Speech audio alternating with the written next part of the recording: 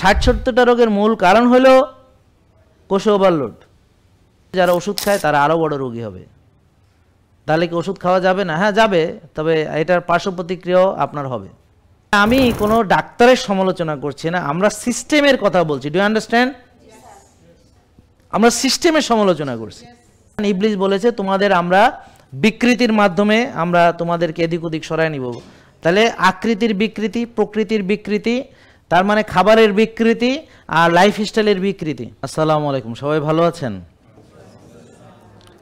আলহামদুলিল্লাহ, মহান রাব্বুল আলামিনের দরবারে লাখো কোটি শুকরিয়া জানাচ্ছি। এবং আমরা এই যে পৃথিবীতে এসেছি, তো এই পৃথিবী ছেড়ে আমরা চলেও যাব এবং আমরা সবাই আমাদের সৃষ্টিকর্তার সামনে হাজির হব।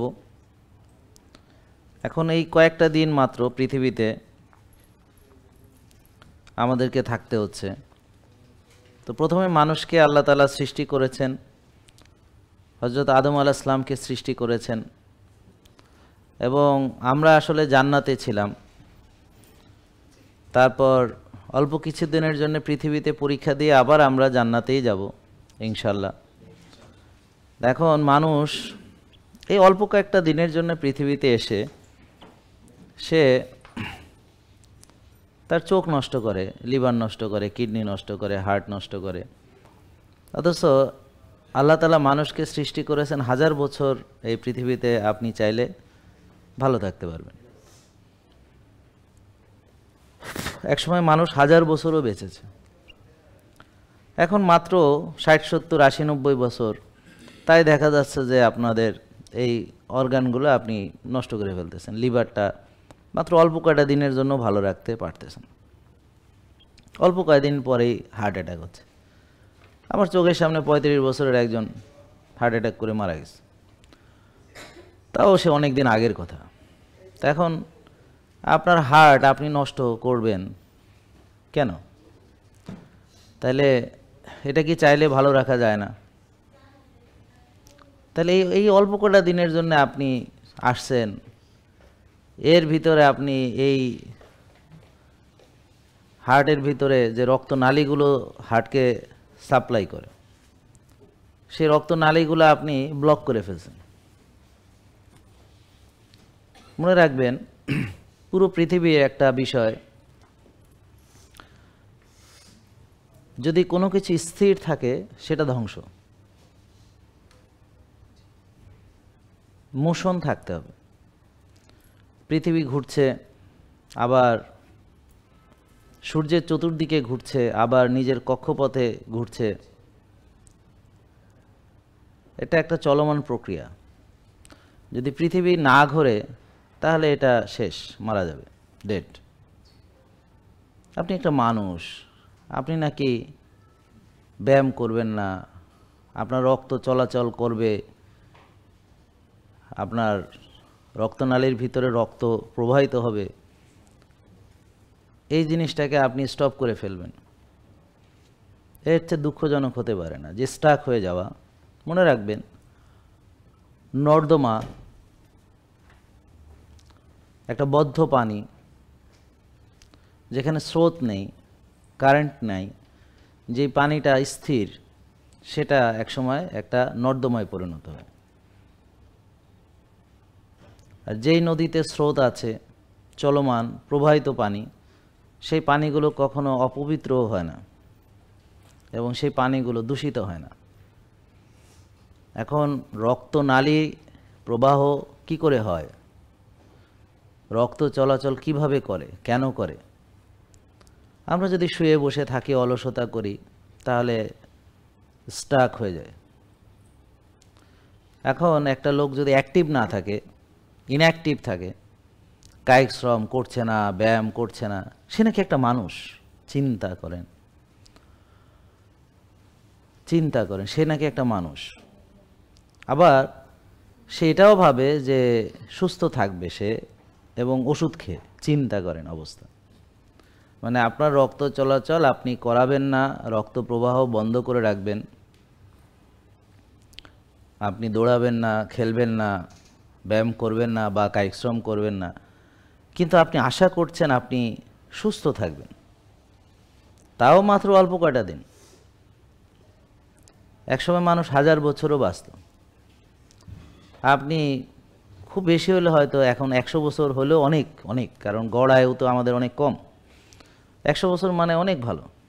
তা মাত্র 100 বছর, তার ভিতর অনেকেরই কারো 40 বছর চলে গেছে, কারো 50, কারো 60 বছর চলে গেছে, অলরেডি গন। বাকি আছে 30, 40 বা 50, 60 বছর।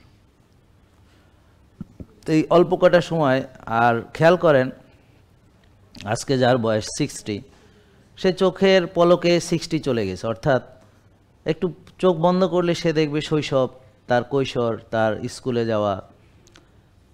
তো এক সময় সে কত খেলাধুলা করেছে, উচ্ছল আনন্দে ছোটাছুটি করেছে, দৌড়াদৌড়ি করেছে, এই কয়েকদিন আগের কথা। অথচ এখন বয়স 60, এখন বয়স 50, এখন বয়স 40, অর্থাৎ আর বাকি যে বয়সটা চোখের পলকে চলে যাবে। কিন্তু অত্যন্ত দুঃখজনক, এই পৃথিবীতে এসে আপনারা এটাকে স্থায়ী আবাসস্থল মনে করছেন। আপনারা জান্নাতে যেতে চান? আসলেই চান? আসলেই আমি বিশ্বাস করি না। শুনেন, যদি যেতে চান তাহলে কি করবেন? কোরআনের প্রতিটা আয়াতকে জীবনে আনতে হবে, তাইলেই যাবেন ইনশাল্লাহ। এখন এইভাবে করতে করতে মরে গেলেও যাবেন, কেননা চেষ্টা করছেন। বেশ, হয়তো পুরা কোরআন আনতে পারেন নাই, কিন্তু চেষ্টায় ছিলেন, বেঁচে থাকলে আনতেন আরও। সো আপনি ইনশাল্লাহ সফল। বুঝেন নাই? Very simple. কিন্তু দুঃখজনক হলো আমরা এটা চলি না, আমরা খুব কমপ্লেক্সিটির ভিতরে ভুগি। আমরা মনে করি মানুষ কি বলবে। ধরেন আপনি একভাবে চলেছেন, ধরেন আপনার মুখে দাড়ি নেই, ক্লিন শেভ, হঠাৎ দাড়ি রাখছেন, এই মানুষ কি বলবে। কথা বুঝতে পারেন? আপনি জীবনে নামাজ পড়েন, হঠাৎ মসজিদে হাজির হয়েছেন, মানুষ কি বলবে। আরে বেটা, তুই ভালো বলবে, তোরে খারাপ বলবে কেন? তুই আগে বেপর্দা চলতি, আগে দাড়ি মোছ ছিল না, আসলে মোছ ছিল বড়, দাড়ি ছিল না। হ্যাঁ, তো এখন তোমাকে তোমার আল্লাহ যেভাবে চলতে বলেছে, যেভাবে পছন্দ করে, যেভাবে তোমার নবী রাসূলগণ এবং যেভাবে তার বিবিরা, মেয়েরা যেভাবে সুন্দরভাবে, মহিলা সাহাবী বা যারা চলেছেন, বা আল্লাহ যেভাবে তাদেরকে চলতে বলেছেন, আমাদেরকে সেটা ফলো করতে। মানুষ খ্যাত বললে বলবে, তো মানুষ বললে কি আসে যায়, মানুষের কথা আমরা কেন কান দেব? তো বেশিরভাগ লোক মানুষের কথা খুব গুরুত্ব তার কাছে, মনে হয় যে তারে জান্নাতে মানছে দিবে। মানে কত বড় আহাম্মক, চিন্তা করেন। তো মানুষের কথাকে কোনো গুরুত্ব দেওয়া যাবে না, আল্লাহর কথাকে গুরুত্ব দিতে হবে, রাসূল সাল্লাল্লাহু আলাইহি ওয়াসাল্লামের কথাকে গুরুত্ব দিতে হবে। তা এখন যারা এই সত্যকে মেনে নেয় না, তারা কেন নেয় না? কারণ মানুষ কি বলবে সেটা ভাবে।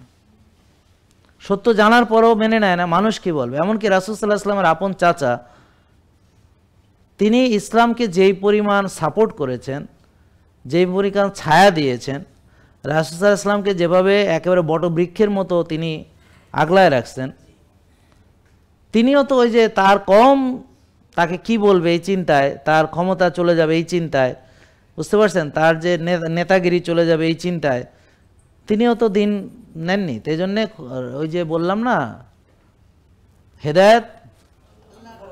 হেদায়েত আল্লাহর পক্ষ থেকে আসে। তো এই জন্যে আপনি বলতে পারেন অনেক কথা, কিন্তু হেদায়েত আল্লাহর পক্ষ থেকে আসে। যে মেনে নেওয়ার, সে বলে জানলাম এটা সত্য, মেনে নিলাম এবং এভাবেই শুরু করে দিলাম। কে কি বললো, আই ডোন্ট কেয়ার। আপনি মোটা, একটু শুকায় গেলে, তোর কি হয়েছে রে, তোর ক্যান্সার হলো নাকি, তোর ডায়াবেটিস হলো, তুই শুকায় গেলি কেন, তুই ভাত খাইস না, তুই মরে যাবে, দেখবেন পাড়া পড়শির মাথা নষ্ট হয়ে যাবে। তো আপনার কেয়ার করার দরকার নেই, কারণ ডায়াবেটিসের কষ্ট আপনি ভোগেন, ইনসুলিন আপনি মারেন, হার্ট আপনার ব্লক হবে, তো কষ্টটা আপনি পাবেন, হেদের কিছু যায় আসে না। হেরা সারাক্ষণ কথা বলবে, মোটা হইলে বলে তুই এত মোটা হয়েছিস, কোন চালের ভাত খাইস, কোন বস্তার আটা খাইস।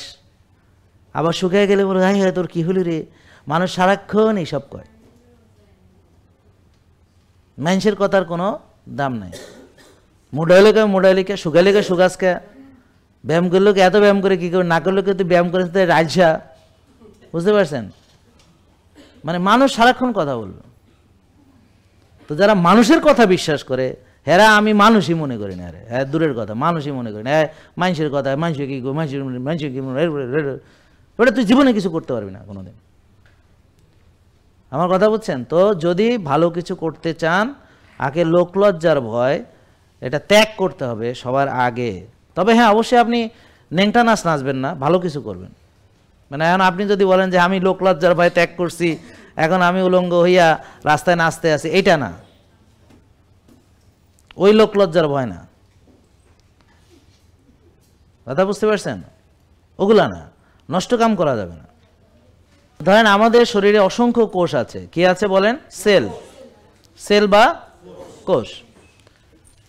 তো এখন এই কোষগুলো সাধারণত ফাংশন ভালো থাকে, এখানে মাইটোকন্ড্রিয়া থেকে এনার্জি তৈরি হয়, এখানে কোষের ভিতরে অনেক অর্গানেলস আছে, nucleus, nucleolus, cytoplasm, Golgi body, mitochondria, দের আর লট অফ আরও অনেক কিছু। এখন একটা কোষ মানে একটা ফ্যাক্টরি, বুঝতে পারছেন? এখন ধরেন আপনি যদি অতিরিক্ত যে খাদ্য গ্রহণ করছেন, আমরা একটা কোষ নিয়ে কথা বলি, এরকম অসংখ্য। এখন অতিরিক্ত খাদ্য গ্রহণ করছেন, মানে সকালে খাচ্ছেন, একটু পর নাস্তা করছেন, একটু পরে আবার দুপুরে খাচ্ছেন, বিকেলে আবার খাচ্ছেন, রাত্রে আবার খাচ্ছেন, এবং ঘুমানোর আগে আবার দুধ খাচ্ছেন, এবং আপনি দাওয়াত খাচ্ছেন, জন্মদিন খাচ্ছেন, মৃত্যু দিবস খাচ্ছেন, মানে মরে গেলেও খাচ্ছেন আর কি, হ্যাঁ, আবার জেতা হইলেও খাইতেছেন, মানে বিয়ের সময় খাইতেছেন, বাচ্চা হইলে জন্মদিন, মরে গেলে জিয়াফত, তারপরে বন্ধু বান্ধবের সাথে দেখা হয়েছে, মন খুশিতে খাইতেছেন, আবার ব্রেকআপ কার্লিয়া আবার গান গায়ে খাইতে আছেন মজা করিয়া। মানে সোজা কথা হলো আপনার আনন্দ, খুশি, বেদনা, সুখ, দুঃখ, বন্ধু বান্ধব, পিকনিক, তারপরে মার্কেটে গেলে, ফুড কোর্ট, মুভি দেখতে গেলে আবার এত বড় একটা বাক্সের মধ্যে কি জানি কয় এটারে খায়, হপকর্ন, পপকর্ন আর কি, তারপরে French fry, pizza, burger, sandwich, এগুলো তো আছেই, হ্যাঁ। আর এখন ফুড ব্লগাররা আছে, ফুডি আপিরা আছে, বাইরে আছে, সারাদিন খায়, আর আপনি দেখেন এগুলো আপনিও খান, হ্যাঁ। তো এই আর কি, মনে করেন যে এখন খাই দেয় নাকি। তো এত যে খায়, যায় কই? টয়লেটে না, সব টয়লেটে যায় না। তো টয়লেটে কিছু যায়, বাট বেশিরভাগ যে খাবারটা তার যে পুষ্টির যে কম্পোনেন্ট, ধরেন রক্তে আসলো প্রোটিন, ফ্যাট, সুগার। ধরেন আপনি খাবার খাইছেন, মাংস খাইলে প্রোটিন আসবে অ্যামিনো অ্যাসিড হিসেবে, ভাত, রুটি, ফল, দুধ এগুলা খাইলে চিনি আসবে, গ্লুকোজ, ফ্রুক্টোজ, ল্যাকটোজ হিসেবে। তারপর হচ্ছে আপনার ফ্যাটি অ্যাসিড হিসেবে আসবে রক্তে। তা এখন এই কোষের ভিতরে আসার পরে কোষ গ্লুকোজকে বার্ন করে শক্তি তৈরি করবে, তারপরে প্রোটিন সেটা দিয়ে তার রিপেয়ার, হিলিং, ড্যামেজ যা যা দরকার করবে, আবার প্রোটিন চাইলে সে পরে শক্তি হিসেবে ব্যবহার করতে পারে, দরকার হলে সুগার ট্রান্সফর্ম হতে পারে, প্রোটিন থেকে সুগার হয়ে যেতে পারে।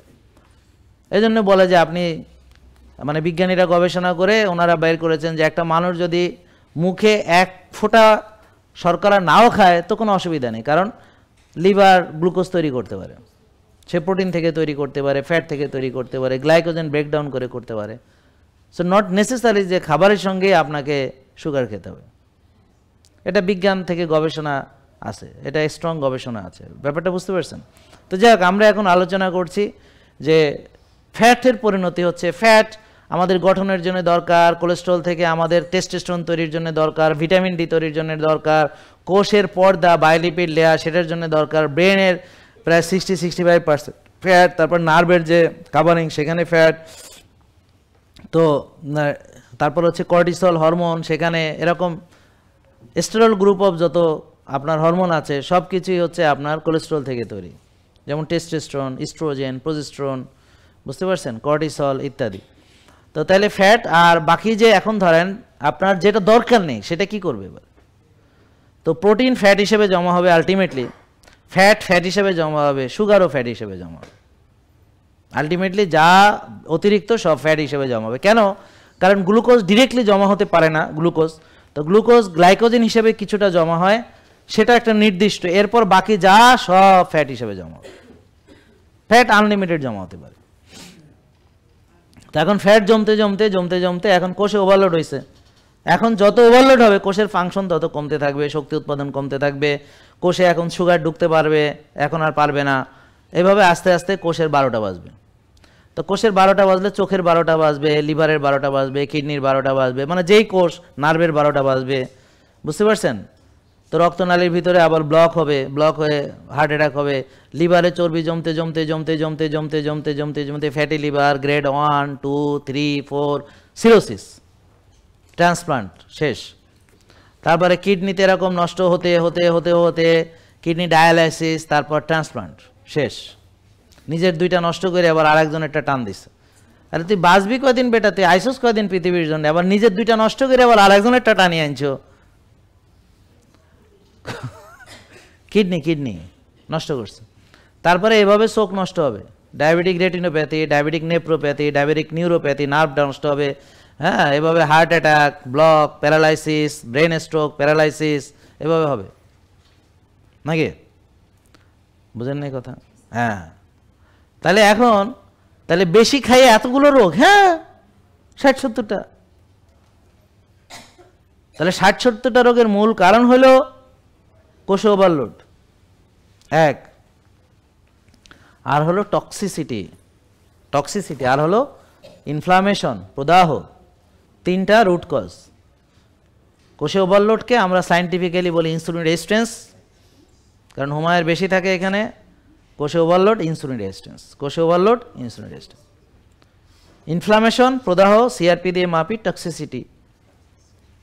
তো সেলুলার টক্সিসিটি হতে পারে, আবার ব্লাড অ্যাসিডিক একটু হয়ে যেতে পারে, আবার পেটে অনেক বাজে ব্যাকটেরিয়া থাকতে পারে, বুঝলেন?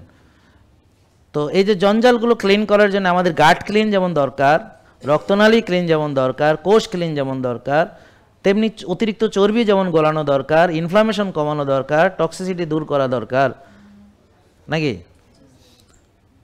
তাহলে এগুলো না করলে আপনি যতই ওষুধ খান, ওষুধ ইনফ্লামেশন আরও দিবে, আরও টক্সিসিটি দিবে ওষুধ। এই জন্য যারা ওষুধ খায় তারা আরও বড় রোগী হবে। তাহলে কি ওষুধ খাওয়া যাবে না? হ্যাঁ যাবে, তবে এটার পার্শ্ব প্রতিক্রিয়াও আপনার হবে। ডায়াবেটিস রোগী রক্তের চিনি বেশি, তাই তো? তাইলে আমরা কেন বেশি এটা আবিষ্কার করলাম কি, যে কোষে ওভারলোড আছে। তা আমাদের চিকিৎসা হবে মেইন স্ট্রিম চিকিৎসা, অর্থাৎ কোন জায়গা থেকে ফুটাটা হয়েছে, ছিদ্র কোথায় হয়েছে, বুঝতে পারছেন? বা কলসের ছিদ্র আছে কিনা, মানে আসল জায়গাটা আমায় খুঁজে বের করতে হবে, যে আপ স্ট্রিম। তার নদীর বাঁধ ভেঙে গেছে, এখন পানিতে ওদিকে বন্যা হয়েছে। এখন কেন বন্যা হয়েছে? কারণ বাঁধ ভেঙে গেছে। তা আমাকে কি করতে হবে? বাঁধটা ঠিক মতো দিতে হবে যেন পানি ওদিক না যায়। এখন আপনি বন্যায় ত্রাণ বিতরণ করলেন, এই করলেন সেই করলেন, কিন্তু বাঁধ দিলেন না, তো আপনি তো লাভ হলো কি? এটা তো বছর বছর বন্যা হবে।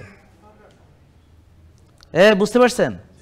তা এখন আপনি কি করছেন, ডাক্তাররা কি করছে, ওরা বলতেছে তোমার চিনি বেড়ে গেছে, এটা একটা রোগের নাম হলো চিনি বেশি, ডায়াবেটিস। তাহলে চিকিৎসা হলো চিনি কমাইলেই তোমার চিকিৎসা। চিনি যেমনি ইচ্ছা কমাও, তোমার চিকিৎসা হয়ে গেল। চিনি ওষুধ দিয়ে কমাও, চিনি ইনসুলিন দিয়ে কমাও, তো চিনি নাই মানে তোমার ডায়াবেটিস নাই, চিনি কম মানে তুমি সুস্থ, ঠিক আছে? এখন কেন চিনি বাড়ছে আর কিভাবে এই চিনি যেন না বাড়ে কি ব্যবস্থা নিব বা কিভাবে বাড়লো, এর কোনো কথাবার্তা নেই। এটা হলো মূল কারণকে দূরে সরায় রাখা, আসল কারণকে আপনাদের মানে মানে আবডালে রাখা, আড়ালে রাখা, গোপন রাখা। হ্যাঁ, আগে বাড়ায় কথা বলেন, এই বুঝেন নাই? আসল কারণকে লুকায় রাখা, এটা বুঝতে হবে আপনাদের। এই বুঝছেন কিনা বলেন আগে। তা আসল কারণ কি? কোষে জায়গা নেই বলে চিনি ঢুকতে পারতেছে না। এটা চিনির সমস্যা না, চিনির সমস্যা না, সমস্যা কোষের, কোষে ওভারলোড। এটা কোষেরও সমস্যা না, কারণ কোষে ওভারলোড বলে সে ঢুকতেছে না। যে আপনার কোষ খারাপ তা না, কোষে ওভারলোড বলে ঢুকতেছে না। ওভারলোড করছে কে? ওভারলোড করছে কে? আপনি করছেন, খাইয়া জমাইছেন যে। ওভারলোড কে করছে বলেন? আমি। বলেন, খাইছি, জমাইছি, বার্ন করি নাই, ব্যায়াম করি নাই, কাম করি নাই, টেনশন করছি, রাত জাগছি, অনিয়ম করছি। হ্যাঁ, তাহলে এইটা আগে কারণ, এখানে কারণ। এই কারণগুলো দূর করলে রোগ নেই, এটা মানুষ বুঝতে পারতেছে না। হ্যাঁ, ডায়াবেটিস নিয়ে ডাক্তারের কাছে গেছেন, ডাক্তার কি করছে? সে বলতেছে আপনার চিনি বেড়েছে। চিনি মাপেন খালি পেটে, চিনি মাপেন খাবার পরে, চিনি মাপেন চিনি খাইয়া, চিনির গড় মাপেন, আর ওষুধ দিয়া চিনি কমান, ইনসুলিন দিয়া চিনি কমান। তো কি করতেছে? ওষুধ খাওয়াচ্ছে বা ইনসুলিন দিচ্ছে, রক্তের চিনি জোর করে কোষে ঢুকাইতেছে। তো চিনি কমাইতে যে কোষের 12টা বাজায় দিতে আছে, চিনি কমাইতে যে চোখ নষ্ট, চিনি কমাইতে যে লিভার নষ্ট। এখন বলো ক্রাইম, পরের কথা আগে বললে তো হবে না, এখন বলো যে ক্রাইম। আগে তো মানুষকে বুঝাইতে হবে যে মূল সমস্যা কোথায়, তারপর সমস্যা আড়াল করে রাখা হয়েছে। এখন এই আড়াল করাতে প্রবলেম হচ্ছে, আপনার চোখ নষ্ট হচ্ছে। এই মূল জিনিস না জানার কারণে প্রবলেম, আপনার লিভার নষ্ট হচ্ছে, আপনাদের লিভার নষ্ট হচ্ছে, আপনার আঙ্গুল কাটা যাচ্ছে, আপনার নার্ভ ড্যামেজ হচ্ছে, আপনারা বুঝতেই পারতেছেন না। এটা ক্রাইম। সত্য গোপন করার এ হলো শাস্তি। যে সত্য গোপন করে এবং যে জেনেও সত্য প্রকাশ করে না, আর যারা সত্য বুঝতে চেষ্টা করে না, সব একই লাইনের লোক। মনে রাখবেন, বেশিরভাগ লোক চোখ বন্ধ করে মনে করে কি যে আমি কিছু দেখি না, আসলে সে বুঝে সবই। আমি কোনো ডাক্তারের সমালোচনা করছি না, আমরা সিস্টেমের কথা বলছি। Do you understand? আমরা সিস্টেমের সমালোচনা করছি। তো আমরা পার্সোনাল কথা বলবো না, কারণ নাম বলবো না, কোনো হাসপাতালের নাম বলবো না, বাট আমরা এখানে আলোচনা করব যে সিস্টেমটা এমন কিনা। কথা তো এটা, ব্যাস শেষ। এটাই আমাদের জানার বিষয়। তাহলে এখন আপনি যদি নিজে বাঁচতে চান তাহলে নিজেকে সচেতন হইতে হবে। এখন আসেন আমরা কথা বলবো হচ্ছে কেন মানুষ অনিয়ম করে, এটা নিয়ে। এটা শুনতে চান কিনা, এটা কেন জানতে হবে, কারণ জানলে আপনি বুঝবেন যে কিভাবে আপনার ভিতরে অনিয়মটা চলে আসছে।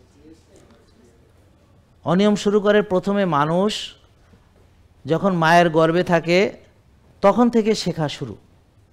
সে বাবার গলার আওয়াজ শোনে, সে একটা মানে সময় পর সে পেটের ভিতর থেকে কানে শুনতে পায়, সেখান থেকে তার শেখা শুরু। 7 বছর পর্যন্ত সে তার পরিবেশ পরিস্থিতি আশেপাশে যা কিছু দেখে, যাদের কথা শোনে, এগুলো সে শুধু ডাউনলোড করে। 7 বছর পর্যন্ত সে শুধু ডাউনলোড করে, প্রোগ্রাম ডাউনলোড করে। এবং বেশিরভাগ মানুষ ওই প্রোগ্রাম নিয়েই মারা যায়। মানে 7 বছর পর্যন্ত সে তো ওই যে আমার ক্যারেক্টার এই, মানে ওই ক্যারেক্টার তার ওই বয়সে তার ডেভেলপ করেছে। তো ক্যারেক্টার ইজ দ্য প্রোগ্রাম, যে আমি কি পছন্দ করি, আমি কি অপছন্দ করি, কিভাবে খেতে পছন্দ করি, কোন খাবার পছন্দ করি, কখন ঘুমাতে পছন্দ করি, কোন ধরনের আচরণ পছন্দ করি, হ্যাঁ। তো এরকম নানান কিছু, এটা বুঝতে পারছেন আপনারা? তো ধরেন এক একটা মানুষ এক একটা পরিবেশের ফলে, যেমন এরকম অনেক গবেষণা করছে, আমরা কথা না বলি, অনেক গবেষণায় দেখা গেছে যে আইডেন্টিক্যাল টুইন, কিন্তু এক ভাই আর এক ভাই দুজন দুই পরিবেশে বড় হয়েছে এবং তাদের ক্যারেক্টার সম্পূর্ণ ভিন্ন, আলাদা। কারণ ও ওই ছোটবেলা থেকে ওই যে যা ওর আশেপাশ থেকে যেভাবে ডাউনলোড করছে, আর ও তার পরিবেশ থেকে ডাউনলোড করছে। তাহলে এই যে আজকে আপনি ফুডি, আপনি অলস, আপনি বিলাস, আপনার রাত জাগা, আপনার নিজের প্রতি টেক কেয়ার না করা, এগুলো সব কিছু হচ্ছে এটা আপনার ক্যারেক্টার। আর এই ক্যারেক্টারের মূল তৈরি হয়েছে 7 বছর। আর এখন এগুলো আস্তে আস্তে হয়তো একটা একটা করে, ধরেন আপনার বন্ধুদের সাথে কিছু আপনি ওখান থেকে, যে একসময় আপনি আর্লি ঘুমাইতেন কিন্তু আপনি মেডিকেল হোস্টেলে গেছেন, দেখেন সবাই রাত জাগে, তা আপনি বললেন যে এখানে যদি আমি রাত্রে আর্লি ঘুমাই, আমার কয় গাইয়া, তুই কি গাইয়া নাকি? রুমে 4 জন থাকে, একজন যেমন আমার রুমে থাকতো ইসমাইল, আমার ফ্রেন্ড, তো ওরে আমরা গাইয়া কইতাম। আমরা রাতে হল্লা মোল্লা করতাম, আর ও 9টা 10টায় ঘুমাইতো, হ্যাঁ আমরা ডিস্টার্ব করতাম, গাইয়া কইতাম, হ্যাঁ। তো এইভাবে আপনি যখন মানে পরিবেশ পরিস্থিতির কারণে দেখা যাবে আপনি অন্যদের মতো হয়ে যাবেন। বুঝেন নাই কথা? তো এখন আপনার বাচ্চারে আপনি মানে একদম ঘরের মধ্যে সব ভালো ভালো খাবার দিয়েছেন, এই মেয়ে ভার্সিটিতে গেছে, এরা হোস্টেলে দিচ্ছেন, এখন মনে করেন যে ওখানে বন্ধু বান্ধব মিলা, হ্যাঁ দেখে যে এরা বার্গার খায়, এরা স্যান্ডউইচ খায়, এরা ফ্রেঞ্চ ফ্রাই খায়, আজকে এখানে ওইখানে কি খাবার ওইটা দেখতে ওই দোকানে খায়, আরেকদিন এই দোকানে খায়, আরেকদিন সেই দোকানে খায়, বিভিন্ন রেস্টুরেন্টে যায় বান্ধবীরা একসাথে যায়, ওখানে গল্প গুজব করে, বন্ধু বান্ধব মিলে খায়। তো এইভাবে সে ওই যে ওদের সাথে মিশে মিশে ও ওরকম হয়ে যায়। বুঝেন নাই? আর যদি সে দেরি করে ঘুমায় তা তো আর ভোরে উঠতে পারবে না। তা আগে সে ভোরে উঠতো, জিকির করতো, নামাজ পড়তো। এখন ওখানে যে বেটা তুই কি হুজুর নাকি, তুই আলেম, তুই আসছিস মেডিকেলে পড়তে, তুই আবার দেখি যে এইসব বসে বসে সকালে সব কি করস? বুঝেন নাই?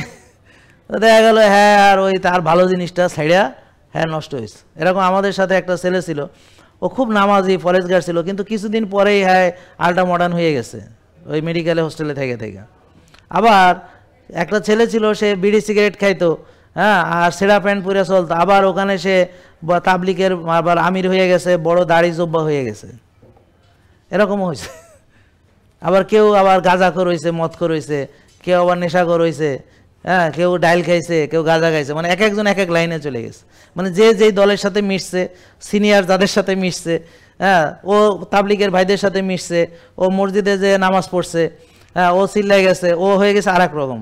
হ্যাঁ, আগে খাইতো সিগারেট, এখন হয়ে গেছে ভিন্ন। তা আবার আর এক ছেলে, সে আগে নামাজ কালাম পড়তো, ওখানে যায়, এখন সে সিগারেট খায়। আবার আর একজন, মানে যে যার সাথে মিশছে সে তার। এই জন্য আমরা বন্ধু বান্ধবদের সাথে, যাদের সাথে মিশি, তাদের থেকেও আমরা ক্যারেক্টার মানে অ্যাডাপ্ট করি।